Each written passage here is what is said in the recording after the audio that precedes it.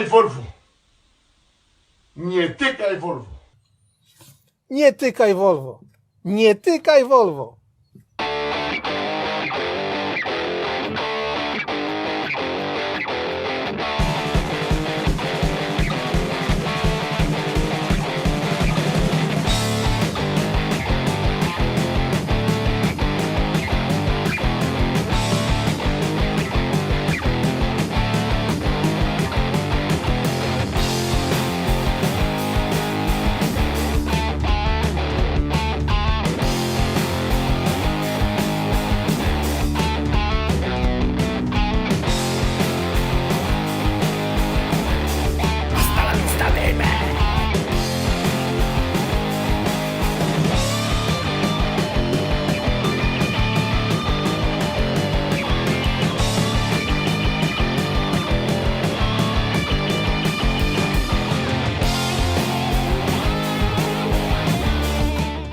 Także taki projekcik ma same plusy, a jedyny minus jest gdzie?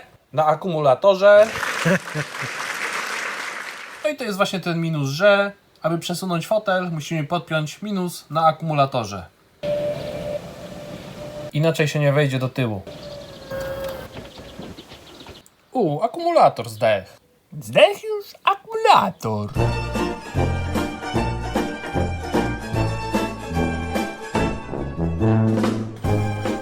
Żeby jechać fotelem, potrzebujemy zmajstrować też przełączniki, no ale to jest z całymi modułami. Oczywiście na wiązce CAN, także będziemy musieli to gdzieś tutaj sprytnie ukryć, ale jeden podczas demontażu z drzwi się delikatnie uszkodził. Na szczęście jeszcze zostały miskówki i zaraz to nareperujemy. I teraz tutaj przywracamy funkcjonalność całkowitą fotela, czyli musimy sobie od kompresora doprowadzić powietrze, żeby mieć pompowane boki, siedzisko, pozycje, podparcie lędźwiowe, ale przy demontażu pękła mi końcówka, bo ją strasznie ciężko wyciągnąć. Na szczęście nie będziemy mieli regulacji świateł pneumatycznej i możemy sobie wykorzystać kabelki z regulacji pneumatycznej świateł. Ja właśnie sobie przed chwilą ucięłem ten kabelek od świateł i spróbowałem zarobić, podgrzewając zapalniczką ten przewodzik, nasuwając na końcówkę. Udało mi się, a więc zaraz sobie tutaj zetnę ten przewód żółty i zaraz sobie tutaj zarobię końcówkę, żeby ładnie się wpiąć tym elementem. Tutaj pyk. Dobra, w bagażniku tutaj z pompki musimy sobie usunąć 3 przewody, które były od składania zagłówków z tyłu i jeden z czegoś był, już nie pamiętam w sumie z czego, ale jest wypięty, więc nieistotne z czego on był. Mamy jeszcze 3 żółte, które idą nam do centralnego zamka drzwi oraz do otwierania wlewu paliwa, odbezpieczania wlewu paliwa, czyli to jest w sumie też niepotrzebne, ale te przewody sobie zostawimy, tylko je zaślepimy, żeby kiedyś można ewentualnie było podpiąć tutaj centralny zamek z pilota, żeby sobie chodził. No i te 2 są od foteli, czyli musimy sobie na pewno usunąć 2-3 białe. Zaraz sobie to tutaj usuniemy i zaślepimy, żeby po prostu nam nie dmuchało cały czas powietrze, żeby się nie zajechała pompeczka. Także tak. No i dobra, miało być jeżdżone, ale zajmijmy się jeszcze drzwiami. Także tak, tu widzimy, że jest cały dół dostawiony, ale on jest stawiony za płytko. I tu mamy taką przestrzeń na jakieś 2 cm. Czy to są pasażera, co były rzeźbione? No tutaj. A tu mamy kierowcę, nie były rzeźbione, no tutaj mamy dużo mniejszy odstęp. No ale kierowca, to widać, że właśnie nie było rzeźbione. Czy były rzeźbione od drugiej strony? I tam jest masa takich łat niezbyt eleganckich, które też tutaj podczyściliśmy. Wszędzie to delikatnie podczyścić, zabezpieczyć epoksydem. No, tutaj szpachli w ogóle nie zamiaru zrywać, tylko na dole były szurnięte, żeby właśnie podmalować elegancko. No i co, podpiaskujemy je tu wewnątrz. No może nawet się teraz w weekend uda. I co? I tu trzeba będzie pospawać, a tu trzeba po prostu porządnie wszystko zakonserwować. I jako tako parę lat wytrzyma, chyba, może. No dobra, nie było tak źle w sumie, no ale wyciąłem większy element z zapasem. I zaraz sobie go, tu już go mam wstępnie podgiętego. Teraz sobie go tu będziemy pasować, odmalowywać, spawać. I jeszcze sobie zaraz dorobimy ten tutaj krancik od wewnątrz. Dobra, tam jako tako majster tutaj szlifnął, przyspawał, szlifnął, dorobił też ten elemencik. O, też go szlifnął. No a tutaj, gdzie były dziurki przy tej takiej wstawce, co tu była wstawiona, no to odspawałem te dziurki. Jako tako będzie. No i od wewnętrznej strony też jest pyknięte, dziurki poprzylewane. Także zaraz bierzemy się za podkładowanie epoksydem. Dobra, czas teraz wrócić do tylnego zderzaka i też tylnego haka, czyli montujemy tylny hak. Czyli tak, hak był zamówiony z Mercedesa CLK, dedykowany, natomiast wiadomo, mamy założone nadwozie Volvo, więc trochę nam to się różni teraz wyglądem i sposobem mocowania. Także muszę teraz oryginalne uchwyty od mercedesowskiego haka Westfalii zmodyfikować. No i będę sobie modyfikował ten element. I teraz będę modyfikował ten element, żeby zamiast przykręcić od góry, móc go przykręcić od dołu, podłużnicy. Także będę musiał sobie też zrobić wzmocnienia w podłużnicy, przez które będę przykręcał ten element do samochodu. No i muszę przerobić te elemenciki, ponieważ hak będzie schowany pod zderzakiem, hak jest wpinany, także nie będzie go widać jak będzie wypięty, a jak będzie wpięty, to będzie wystawała tylko kulka, żeby podpiąć przyczepkę. Jak zwykle człowieku mina. No ale dobra, mamy już założony hak i na hak mamy przyłożony zderzak. Wiadomo, wszystko na razie mamy przyłożone, żeby sobie posprawdzać co i jak. Tu nam będzie wchodziło to. Patrzę właśnie, żeby zmieściła się tutaj od przyczepy. Nie, no spokojnie. Od przyczepy ten się zmieści. Nie chcę go wpinać, żeby później go móc ładnie wypiąć. No i dobra, tu od przyczepy wejdzie. Hak jest ładnie schowany. Myślę, że tak będzie ok. A jak będzie wypięty, to w ogóle nie widać, że coś tu z tyłu jest. Myślę, że będzie super. No i git.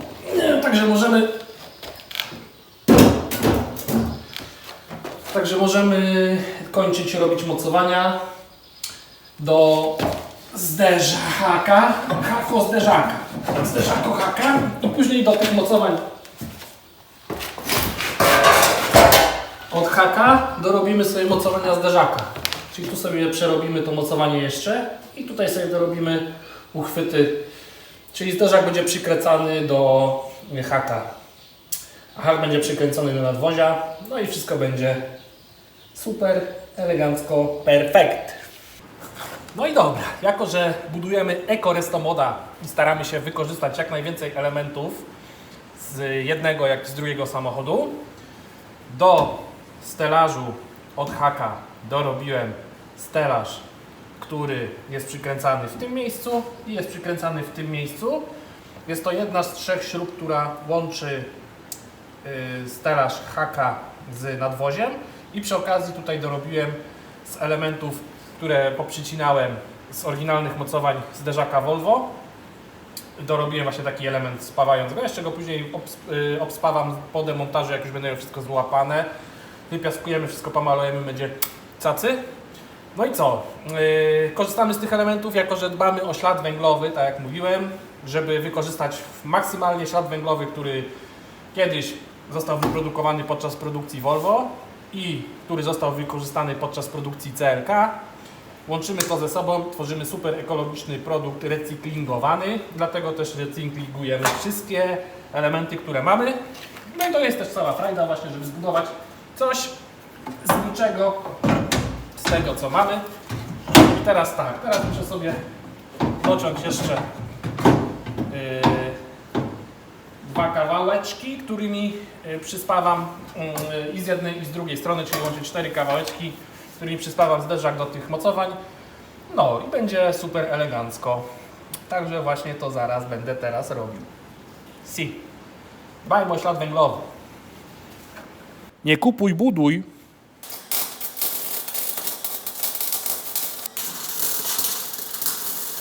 Że pan żyła przyczepne,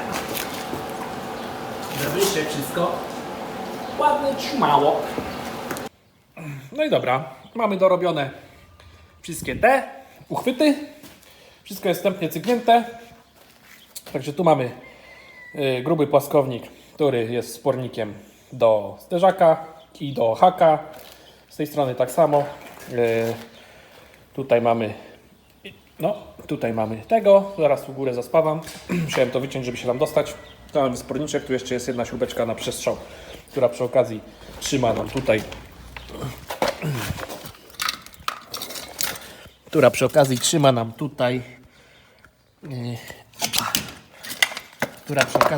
tutaj wspornik zderzaka i też trzyma wspornik od tego. Zaraz będziemy wszystko obspawywać.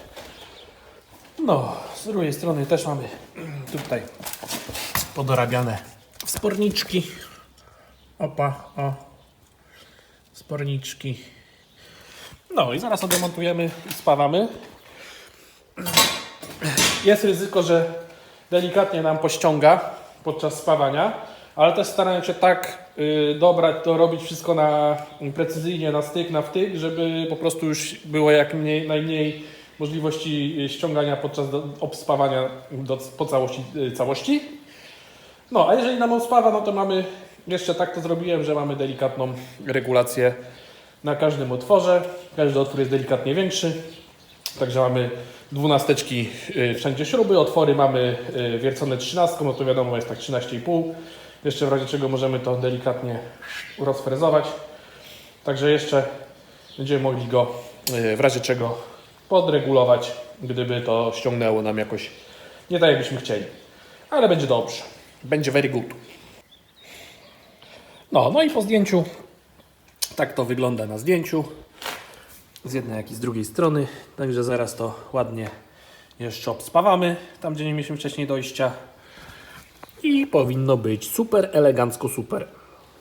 Dobra, kolejną małą robótką będzie wycięcie tutaj tego elementu pod wlew paliwa i sobie to przełożymy w to miejsce. No i dobra. Z moich wstępnych analiz wynika, że ten elemencik, naiwnych analiz, jak zwykle, możemy sobie tutaj jakoś takoś pasować, a tam sobie później jakoś dorobimy element.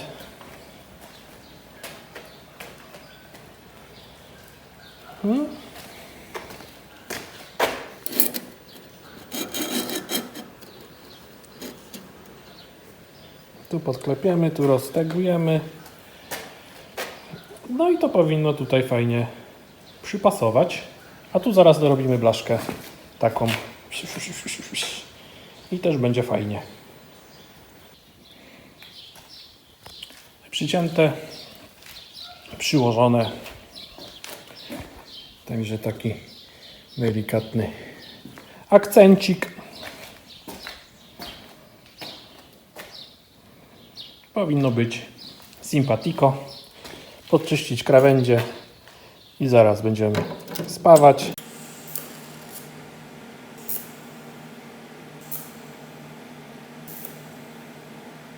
No i dobra. Opierdzielone. Także powinno być gites. Figusie obstrzelone dookoła. Także myślę, że będzie elegancko. Teraz lekko przysypujemy. I powinno być bardzo sympatycznie z takim wlewem. No i teraz trzeba zaślepić to miejsce, czyli zrobiłem sobie blaszkę, którą na początku zagiąłem. Tutaj zrobiłem sobie łagodne gięcie na profilu, takim, który ma lekko zaokrągloną krawędź. Następnie to sobie przekołowałem na kole angielskim, aby nadać tutaj lekki łuk i aby tutaj przy okazji zrobił mi się łuk. Następnie rozpęczyłem tutaj ten fragment, żeby ten łuk, który zrobiłem na profilu, mi też się zaokrąglił. No i zaraz będziemy tutaj przykładać już plus minus jako tako na pierwsze przyłożenie. Już powoli to zaczyna fajnie wyglądać. Muszę tutaj tylko mocniej zagiąć krawędzie. No.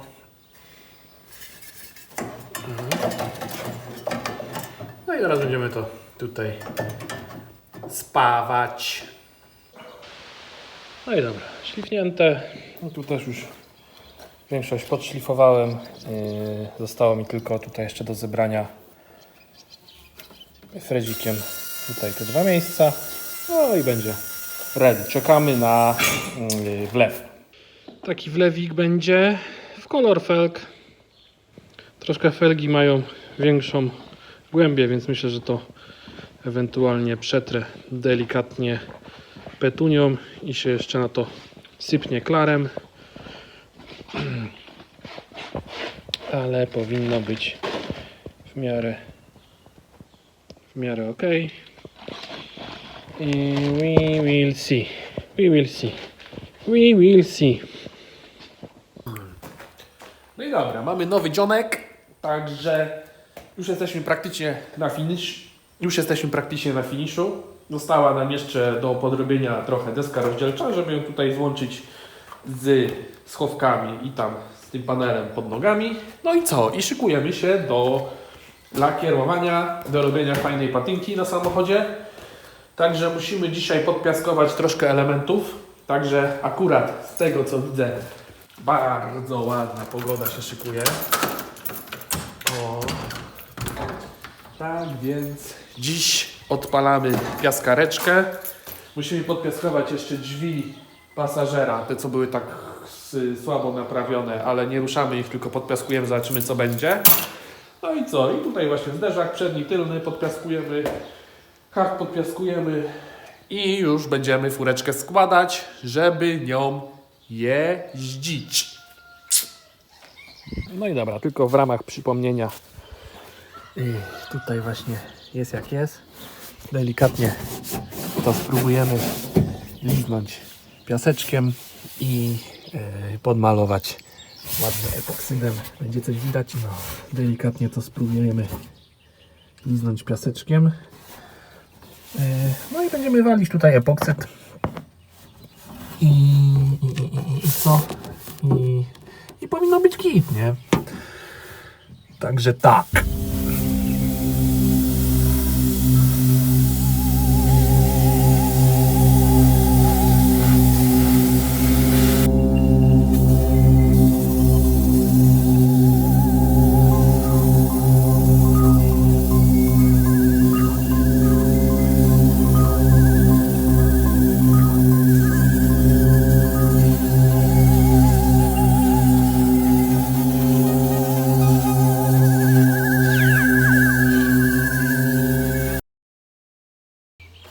No i dobra, sieknięte porządnie.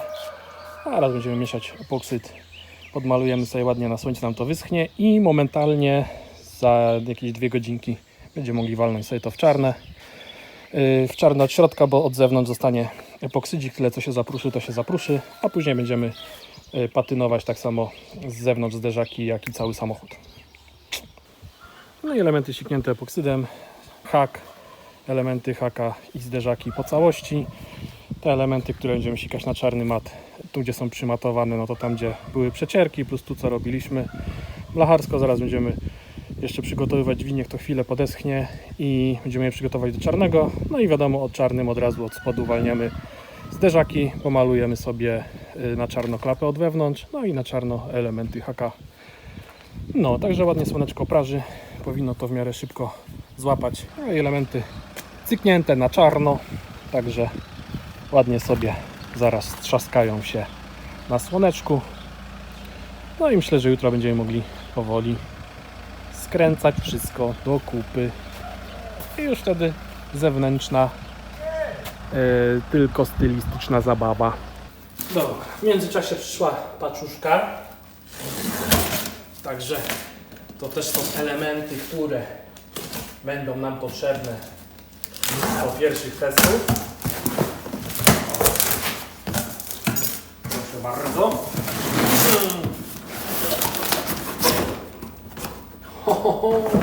No i dobra. I mamy sprężynki, które powinny nam fajnie poprawić właściwości jezdne. No i wiadomo, obniżyć samochód. Także gdyby się okazało, że będzie za mało, bo delikatnie podniesiemy auto względem tego, co było po przycięciu, szczególnie z tyłu. I gdyby się okazało, że będzie za wysoko na tych sprężynkach, one są podawane, że minus 50 z przodu, 45-50 z przodu i 35-40 z tyłu. Tak było podawane. Gdyby było za wysoko, no to z tyłu mamy najgrubszą gumę, to po prostu wymienimy jeszcze gumy. No i super. I elegancko. Tak jest. Jest tak. Zaczniemy od tego, że założymy sobie sprężynki na tyle. Na tyle. Z tyłu samochodu. I sprawdzimy sobie, jakie będziemy mieli obniżenie. Tu mamy 62,5 na środku koła. 62,5. A z drugiej strony mamy 62 i ile? I 3 mm. 2 mm różnicy może być. Nie stoi równo.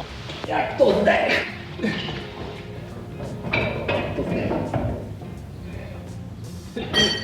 No i dobra, porównajmy sobie wyrób mojej chorej fantazji, mojego chorego łba z tym, co byśmy zakupili. No to jest praktycznie prawie tyle samo, biorąc pod uwagę, że to jest progresywna, czyli to ma inne zwoje, czyli może być, że one się po prostu pod ciężarem położą, jak to jest w progresywnych. No będzie ten delikatnie będzie, myślę, delikatnie wyżej. No to właśnie chodziło. Dobra, zaraz montujemy i zaraz się wszystkiego dowiemy. Gdzie pani gumeczka poleciała ci? Gdzie masz gumeczkę? O, no właśnie. No tak, tylko którym do dołu, którym do góry. O, jest. Fokus. Czary, Mari.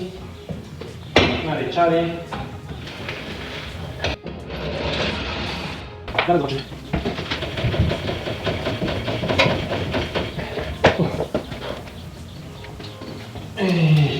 Ile jest? 66,5. Sorry, 66 równiutko. 66. Mało. Dobra. Się okaże, jak się człowiek przejedzie. No i tak to zawsze jest taką robotą customową, że tu się robi, tam się robi, tu się przerabia, tam się przerabia. Ogólnie tak, oparcia foteli sobie odpinamy tak o, ciągnąc sobie za wajchę, powinno nam się oparcie położyć. Mamy na jedno oparcie i na drugie.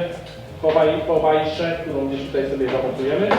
Natomiast niestety położyłem oparcia, zamknąłem i musiałem po prostu, możemy to oparcie dać niżej, wyżej na mocowaniach. Musiałem za wysoko dać i się zakleszczyło na zamku, że tą linką nie da się go popuścić. No i teraz muszę wykombinować, jak tu się dostać, żeby to odpiąć, ponieważ muszę zdjąć tylne oparcia, żeby sobie okleić wnętrze, okleić sobie tutaj ten bagażnik, jak i tutaj podszybier z tyłu, tu sam boczki, gdzie są widoczne, też ściknąć na czarno, bo zrobimy sobie wnętrze czarne, a zrobimy sobie pasek na desce metalowy i na drzwiach, taki z boku kolor patyny, którą będziemy mieli na zewnątrz. Nie uda, czy się nie uda odpiąć.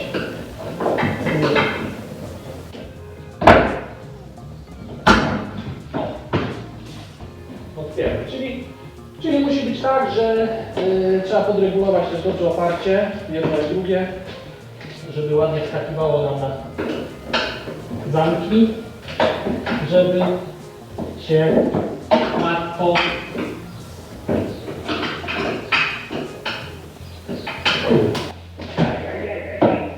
no właśnie.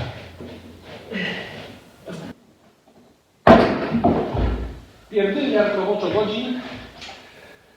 Właśnie przez takie drobne niuanse, a przy całym samochodzie to tych niuansów się zdarza tyle, że setki roboczo godzin, moi drodzy, setki.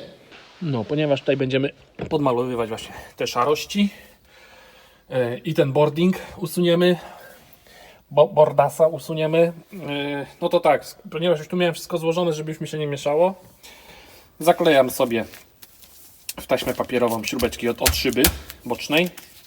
No i jak sobie wrzucę to w kartonik ze wszystkimi śrubkami, to już po prostu później wyjmę i będę miał wszystko przygotowane, ponieważ tutaj no auto nie jest nowe i nie było nowe. No i już tutaj było rzeźbione, zresztą widać było kiedyś parę razy malowane. Także już w paru miejscach po prostu są inne śrubki dane. No i żeby znowu nie dochodzić co gdzie, no to sobie pozabezpieczamy. Zaraz sobie markerem opiszę, że to było lewe okno, tam to będzie prawe. No i tu się pozbędziemy zaraz szarości C. No i teraz, żeby jak najmniej narozrabiać, tutaj w środku użyjemy sobie maszynkę z huwerkiem i siateczkę, żeby dobrze wciągało. 240, 320. Zobaczymy, tutaj lepiej będzie brało. Myślę, że lakier sobie 320. Podkład też pewnie 320 przelecimy. Później resztę petką bordową i będzie czas na oklejanie i zasikamy sobie tutaj ten tył. Jest!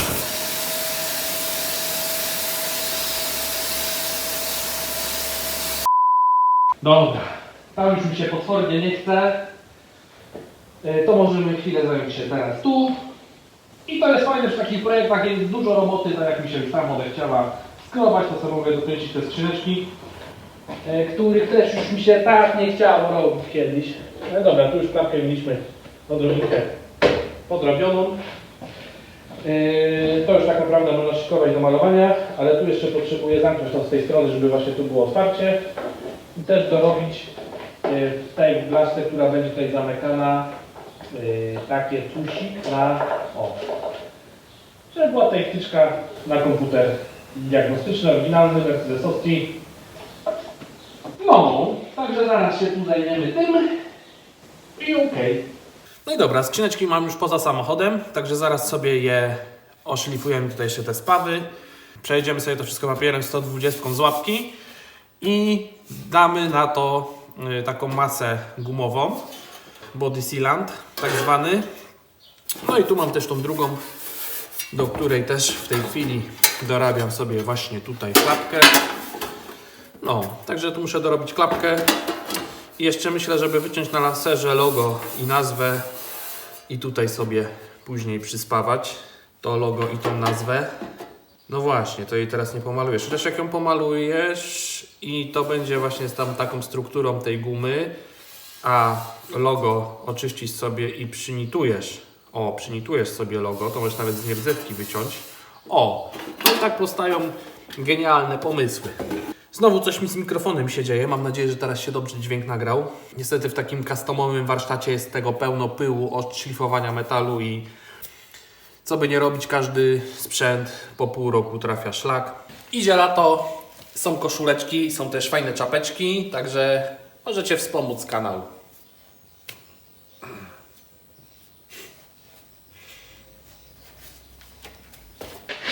Normalnie łapeczką 120 bierzemy i momentalnie zrobimy wystarczający ryspot. No i dobra, użyjemy sobie Gravity 650. Polska firma, także bądźmy patriotami gospodarczymi. I to jest masa uszczelniająca. Środek, który gdzieś jest od 3 lat na rynku, bardzo fajny. Czyli jest po prostu coś w puszce baranka, ale jest to taka płynna guma. I dzięki czemu zaizolujemy sobie, ponieważ są to skrzynki elektryczne, to sobie zaizolujemy tą gumą po prostu ten metal. Można to dawać na goły metal właśnie zmacowany. Także jako, że są to elementy, które no, są chronione od wody, są pod maską. W zasadzie wilgoć tam nie powinna się dostawać, także przepraszam, możemy sobie odpuścić epoksyzik. Zresztą to nawet w specyfikacji można dawać na gołą blachę, byleby przykryć to później jakimś lakierem nawierzchniowym. I tak zrobimy. Dobra.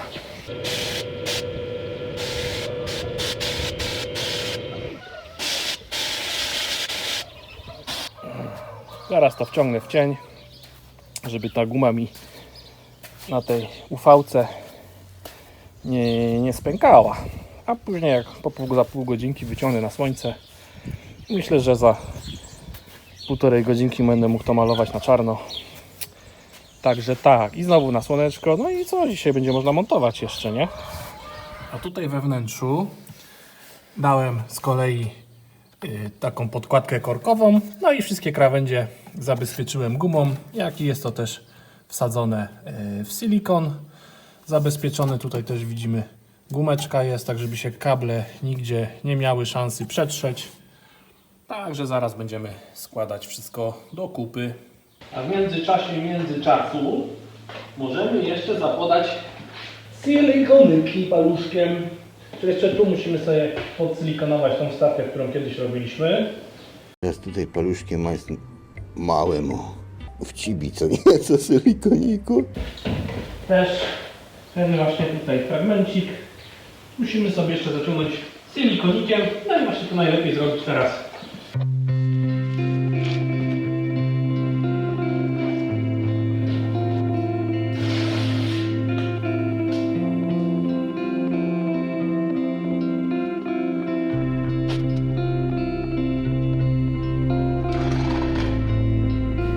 No i znowu będziesz miał całe łapki upierdzielone. Jak mistrz Joda. Jak mistrz Joda.